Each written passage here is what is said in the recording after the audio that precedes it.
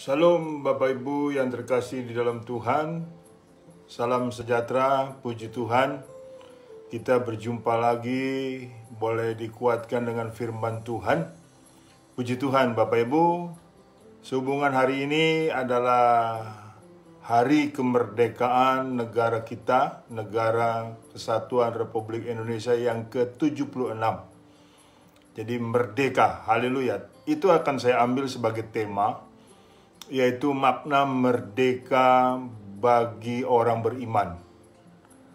Merdeka itu adalah lepas dari penjajahan, lepas dari perbudakan, dan menentukan nasibnya sendiri. Orang merdeka, bangsa merdeka. Untuk lebih lanjut Bapak Ibu, sebelum saya berkhotbah, akan kita berdoa terlebih dahulu. Terpujilah namamu Bapa Surgawi dalam nama Tuhan Yesus. Hari ini kami mengucap syukur kembali boleh mendengar firman-Mu. Terlebih lagi Tuhan, kami bulan ini merayakan hari kemerdekaan negara kami yang tercinta dari penjajahan, merdeka untuk menentukan nasibnya sendiri, merdeka dari perbudakan. Dan biarlah Tuhan memberkati negara kami Indonesia ini dengan sejahtera daripada Tuhan Yesus Kristus. Untuk itu Tuhan, biarlah firman-Mu sehubungan dengan tema merdeka ini untuk boleh menguatkan kami, untuk boleh memastikan kami adalah benar-benar orang merdeka dari hal-hal yang Tuhan tidak kehendaki untuk menjadi Tuhan yang kehendaki. Terima kasih Bapa. Dalam nama Tuhan Yesus Kristus, kami mengucap syukur dan berdoa. Haleluya. Amin. Haleluya.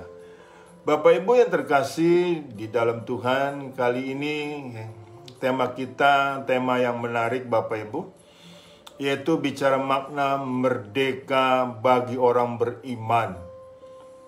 Merdeka ini adalah, saudaraku, terlepas dari belenggu-belenggu, kalau negara ya, dari penjajahan, dari perbudakan. Jadi artinya negara itu bisa menentukan nasibnya sendiri dan bertanggung jawab atas nasibnya ke depan.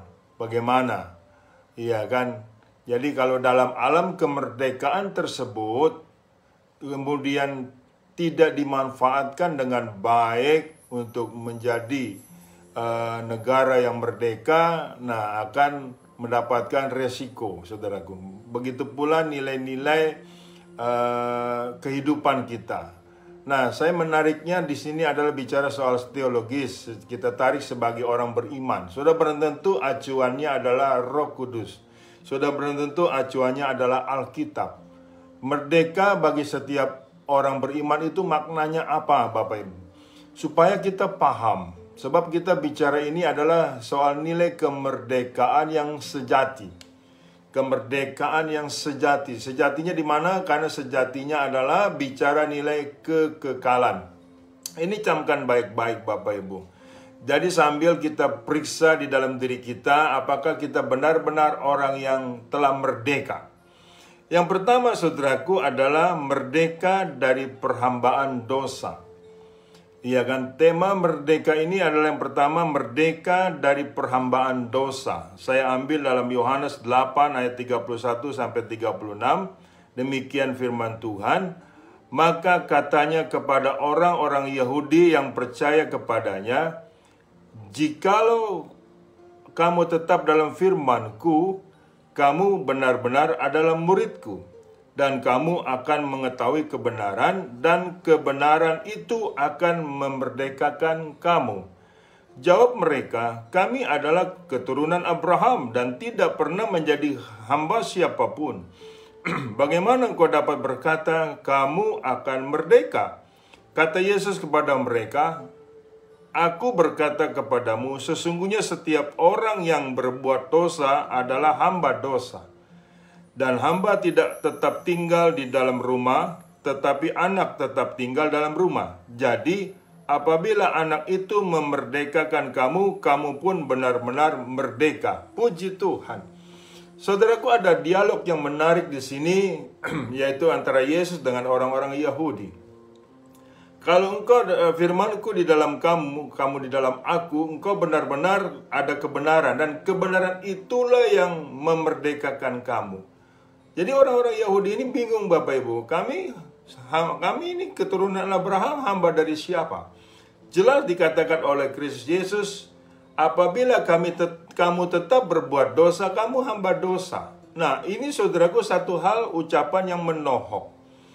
Bagi setiap kita, Bapak Ibu, pastikan bahwa firman Tuhan ada di dalam dirimu, dan dirimu ada di dalam firman Tuhan dan menjadi pelaku firman Tuhan. Itu orang yang merdeka dari perhambaan dosa.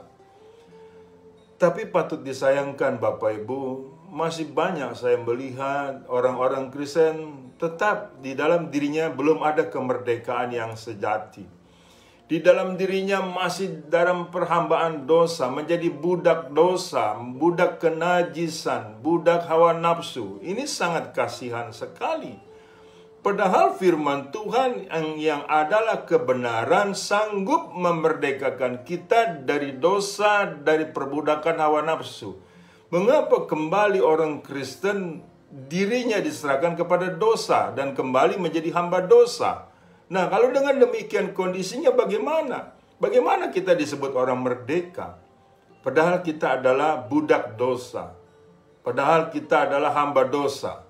Nah, ini penting untuk kita pikirkan matang-matang, Bapak Ibu. Jadi tatkala seseorang Kristen kondisinya, Bapak Ibu, terus berbuat dosa, kamu hamba dosa, bukan orang merdeka. Dan firman Tuhan yang di dalam dirimu itu adalah yang tidak mau engkau diubahkannya, yang engkau tidak rela diubahkannya. Jadi bukan firman itu yang tidak berkuasa. Kamulah yang tidak mau dikuasai oleh firman Tuhan dan memberi dirimu untuk taat kepada perintah-perintah Tuhan. Hidup dalam kekudusan. Pastikan bahwa di dalam diri kita ada nilai kemerdekaan, saudaraku. Merdeka dari dosa. Karena ada firman. Jadi jelas, saudaraku, bahwa firman Tuhan itu, jikalau kamu tetap dalam firman-Ku, kamu benar-benar adalah murid-Ku, dan kamu akan mengetahui kebenaran, dan kebenaran itu akan memerdekakan kamu. Jadi kata Yesus, akulah jalan dan kebenaran dan hidup. Kebenaran yang sesungguhnya, Bapak Ibu, itu di dalam Yesus Kristus. Ini kita harus tahu, Bapak Ibu. Di dalam Roma 12 ayat 1 dan 2 dikatakan, persembahkanlah tubuhmu sebagai persembahan yang hidup, yang kudus, yang berkenan kepada Tuhan. Itulah ibadahmu yang sejati. Sehingga engkau mengetahui mana yang dari Tuhan, mana yang bukan. Jadi saudaraku, di dalam diri kita sudah ada firman. Yang kita tahu persis mana yang dari Tuhan, mana yang bukan dari Tuhan. Sehingga diri kita ini benar-benar itulah yang dimerdekakan dari nilai dosa. Saudaraku, sepintar apapun kita, memiliki IQ seberapapun besarnya, tatkala kita tidak tahu mana yang dari Tuhan, mana yang bukan, itu tidak pintar. Itu menjadi tetap budak atau hamba dosa. Jadi kita perlu untuk mengetahui hal ini. Sesungguhnya kita sudah ada firman. Firman itulah adalah kebenaran yang sebenar-benarnya. Dan kebenaran itulah yang memerdekakan kita dari dosa dan tidak mau berbuat dosa lagi. Pastikan di dalam dirimu adalah benar-benar merdeka, lepas dari dosa, lepas dari kenajisan. Mungkin ada yang berpikir, ya Pak Pendeta, nanti saya datang di konseling pelepasan biar dilepaskan semua. Oh, tidak bisa, saudaraku. Tidak bisa seperti itu. Kamu sendiri yang mana ada respek gak terhadap firman Tuhan? Kamu sendiri ada respon gak kepada firman Tuhan yang adalah kebenaran dan kehidupan? Kalau diri kita tidak ada respek, tidak ada respon yang baik, tidak mau terima, tidak mau taat, mau berapa kali pun konseling pelepasan, itu gak ada gunanya, Bapak Ibu. Jadi patut disayangkan, tatkala yang mengaku orang Kristen, tetapi di dirinya masih melakukan nilai-nilai dosa yang Tuhan tidak berkenan, yang Tuhan itu, saudaraku, membenci. Makanya setiap kita harus memastikan kita benar-benar hamba Tuhan. bukan hamba lagi dosa. Ini penting bagi Bapak Ibu, bagi setiap kita. Selanjutnya di Roma pasal 8 ayat 16 sampai 18. Apakah kamu tidak tahu bahwa apabila kamu menyerahkan dirimu kepada seseorang sebagai hamba untuk mentaatinya, kamu adalah hamba orang itu yang harus kamu taati, baik dalam dosa yang memimpin kamu kepada kematian, maupun dalam ketaatan yang memimpin kamu kepada kebenaran. Tetapi syukurlah kepada Allah, dahulu memang kamu hamba dosa, tetapi sekarang kamu dengan segenap hati telah mentaati pengajaran yang telah diteruskan kepadamu. Kamu telah dimerdekakan dari dosa dan menjadi hamba kebenaran. Ini disposisi kita sebagai orang Kristen. Ini benar-benar, saudaraku, menohok nilai-nilai kehidupan kita. Kalau diri kamu, kata firman, diserahkan kepada seseorang untuk mentaatinya, engkau hamba orang itu. Nah, begitu pula apabila dirimu diserahkan kepada dosa, engkau akan menjadi hamba dosa.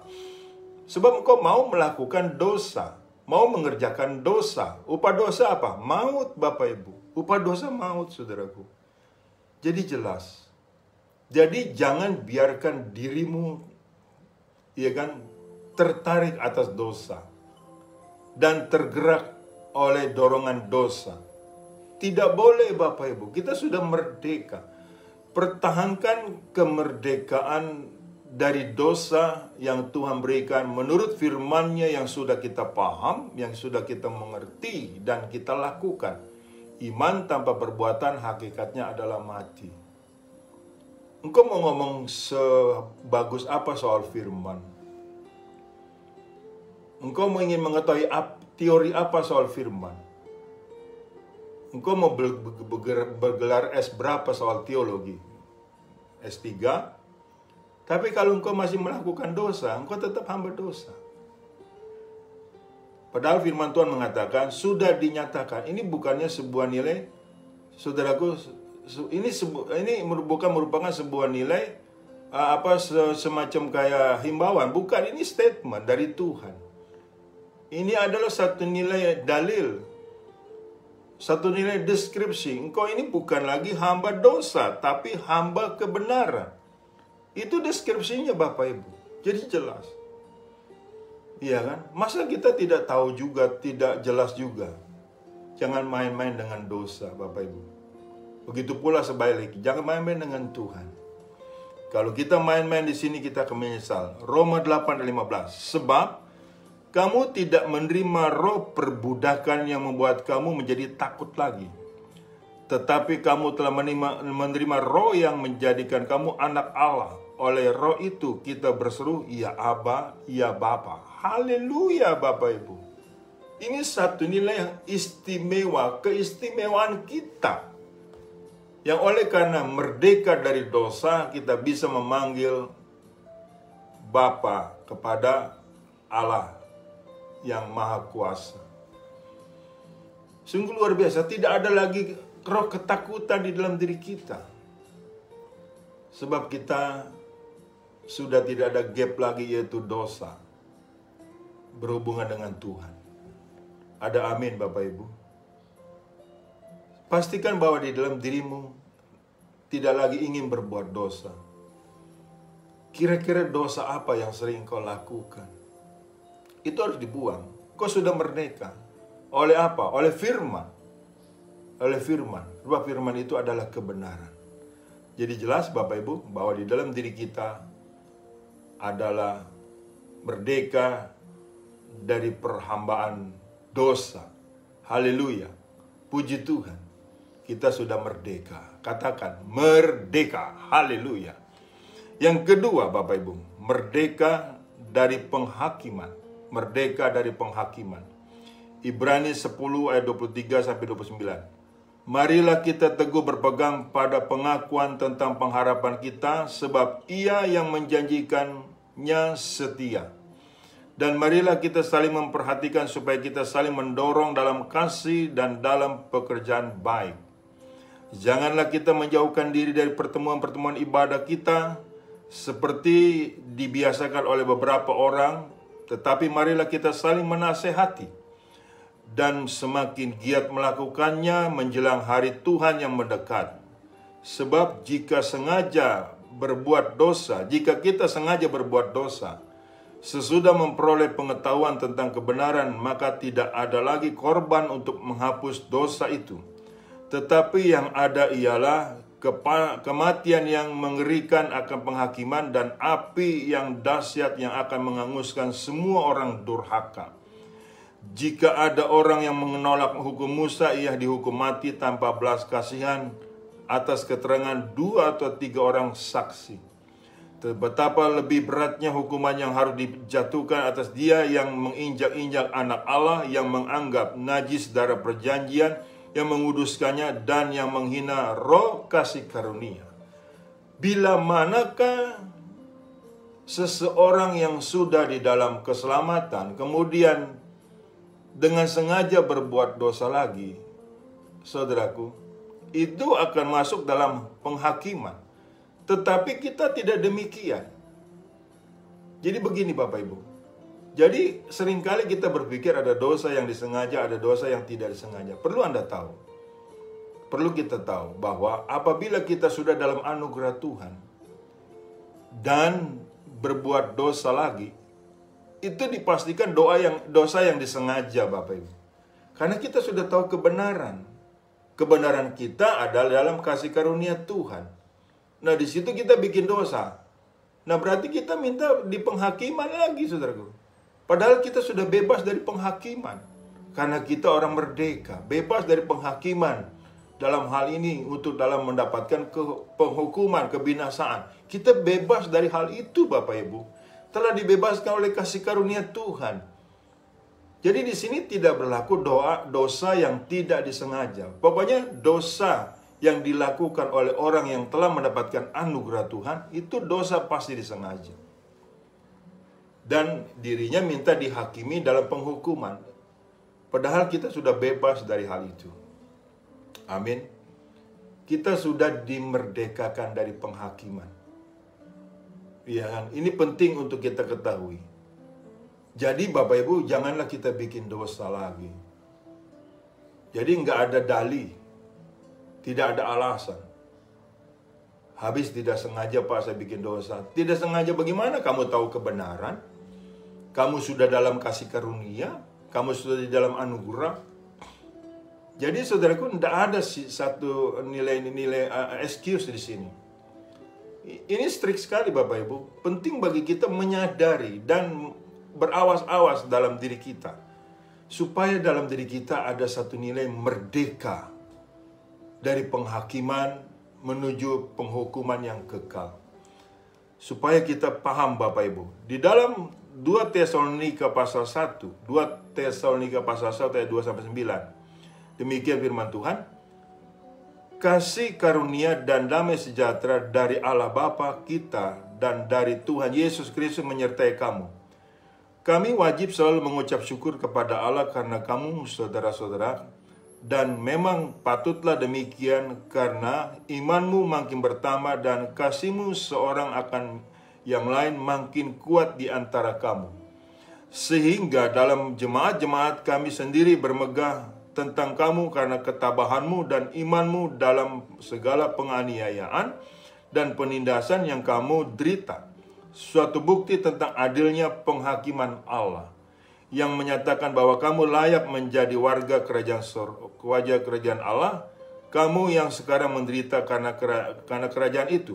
Sebab memang adil bagi Allah untuk membalaskan penindasan kepada mereka yang menindas kamu, dan untuk memberikan kelegaan kepada kamu yang ditindas, dan juga kepada kami, pada waktu Tuhan Yesus dari dalam surga menyatakan dirinya bersama-sama dengan malaikat-malaikatnya dalam kuasanya, di dalam api yang menyala-nyala, dan mengadakan pembalasan terhadap mereka yang tidak mau mengenal Allah dan tidak mentaati Injil Yesus Tuhan kita. Mereka ini akan menjalani hukuman kebinasaan selama-lamanya, dijauhkan dari hadirat Tuhan dan dari kemuliaan kekuatannya. Adapun kalau kita, waktu hari penghakiman, kita ditentukan menerima upah.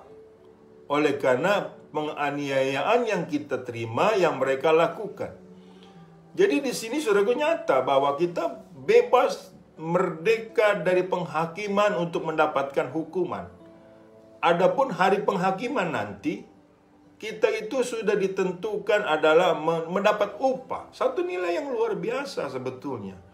Jadi hidup ini tidak kredit-kredit amat sebetulnya Bapak Ibu, untuk menentukan kepastian kita masuk surga tatkala Yesus datang kali yang kedua, atau tatkala kita tiada Bapak Ibu.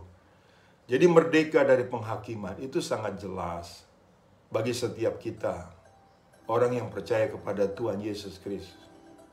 Tapi bagi orang yang tidak percaya kepada Tuhan Yesus Kristus, ada hari penghakiman bagi mereka untuk mendapatkan hukuman di dalam api kebinasaan, api neraka. Ini harus kita paham Bapak Ibu. Di hari ini kita bicara keras soal hal ini, sebab kita bicara kemerdekaan yang kita sudah terima dari Yesus Kristus. Kemudian yang terakhir, ketiga, merdeka dari penghukuman kekal. Merdeka dari penghukuman kekal. Roma 8 ayat 1-9. Demikianlah sekarang tidak ada penghukuman bagi mereka yang ada di dalam Kristus Yesus. Roh yang memberi hidup telah memerdekakan kamu dalam Kristus dari hukum dosa dan hukum maut. Sebab apa yang tidak mungkin dilakukan hukum Taurat karena tak berdaya oleh daging telah dilakukan oleh Allah. Dengan jalan mengutus anaknya sendiri dalam daging, yang serupa dengan daging yang dikuasai dosa karena dosa.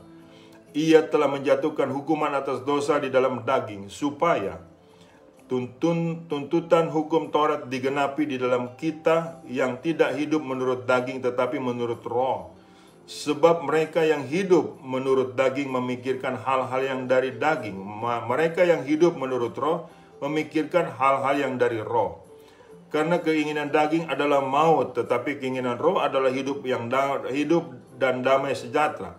Sebab keinginan daging adalah perseteruan terhadap Allah, karena ia tidak takluk kepada hukum Allah. Hal ini memang tidak mungkin baginya. Mereka yang hidup dalam daging tidak mungkin berkenan kepada Allah. Tetapi kamu tidak hidup dalam daging, melainkan dalam roh. Jika memang roh Allah diam di dalam kamu, tetapi jika orang tidak memiliki roh Kristus, ia bukan milik Kristus. Sangat jelas sekali, sangat presisi sekali kondisi keadaan orang yang di luar Yesus dengan orang yang di dalam Yesus. Kita nggak ada lagi penghukuman. Makanya untuk itu jangan lagi minta dihukum dengan cara melakukan nilai kedagingan Bapak Ibu. Jadi orang yang sudah ada dipimpin oleh Roh Kudus, Roh Allah, Roh Yesus, itu berkehendak adalah nilai-nilai mempermuliakan Tuhan.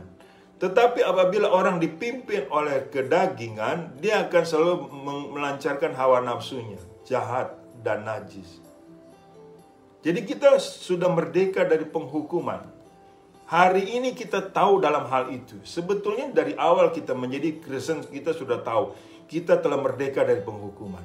Jadi Bapak Ibu jangan lagi melakukan nilai-nilai yang untuk dihukum dengan nilai kedagingan. Walaupun kita hidup masih melekat daging, tetapi kita hidup menurut Roh Kudus. Menurut Roh Allah. Roh kebenaran itulah memimpin kita kepada seluruh kebenaran Allah. Haleluya. Puji Tuhan Bapak Ibu. Kita sudah merdeka dari perhambaan dosa, merdeka dari penghakiman kekal, merdeka dari penghukuman kekal. Amin. Itu makna merdeka yang sejati.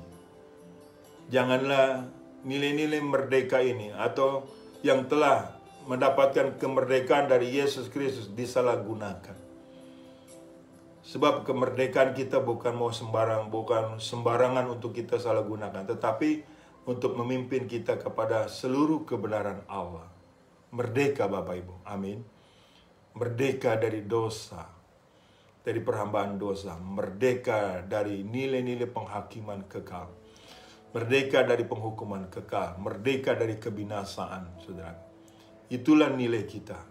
Makna merdeka bagi orang beriman kepada Yesus Kristus. Saya percaya firman Tuhan ini tidak pernah kembali dengan sia-sia. Menjamah setiap hati, memberi pengertian bagi setiap kita dengan hikmat Tuhan. Sehingga hari kita mampu mengimplementasikan firman ini dalam kehidupan sehari-hari sampai kita pulang ke surga. Haleluya. Saya berdoa untuk Bapak Ibu sekalian. Bapak Surgawi, aku sudah menyampaikan isi hatimu. Bicara mengenai merdeka. Merdeka yang dari Tuhan, benar-benar merdeka yang sejati. Merdeka dari perhambaan dosa. Merdeka dalam penghakiman. Merdeka dalam penghukuman kekal. Puji Tuhan, kami adalah orang-orang yang sudah mendapatkan kemerdekaan tersebut oleh karena kemurahan-Mu, anugerah-Mu, dan kasih karunia-Mu. Sehingga kami hanya dipimpin oleh kehendak Roh Kudus, Roh kebenaran itu, yang akan selalu memimpin kami dalam seluruh kebenaran Tuhan. Haleluya. Terima kasih Bapa. Berkati jemaat-Mu dimanapun mereka berada. Pulihkan mereka Tuhan. Dan jikalau masih ada yang terikat dosa, di dalam nama Yesus engkau telah dimerdekakan. Berhentilah engkau berbuat dosa, sebab upah dosa adalah maut. Terima kasih Bapa. Dalam nama Tuhan Yesus, aku sudah berdoa mengucap syukur. Haleluya. Amin. Bapak Ibu yang terkasih dalam Tuhan, terimalah berkat dari Allah Bapa, di dalam cinta kasih Tuhan kita Yesus Kristus, di dalam persekutuan dengan Roh Kudus-Nya yang selalu menyertai kita. Mulai dari saat ini sampai Maranatha, Tuhan datang kali yang kedua menjemput kita dalam kemuliaannya, dan kita pun layak menerima kemuliaan Tuhan dari kekal sampai kekal. Dalam nama Yesus. Haleluya. Tuhan Yesus memberkati. Merdeka. Haleluya.